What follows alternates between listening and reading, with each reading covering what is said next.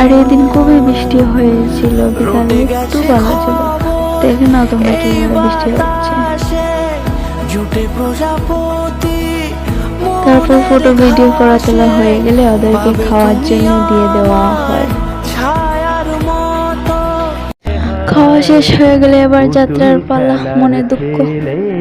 আর এই দেখো ডুলির ভিতরে আমাদের জামাই কন্যা সব।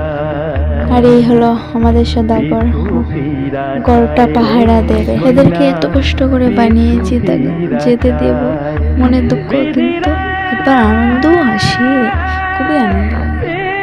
দেখে না এদের কিরকম আনন্দ হয়।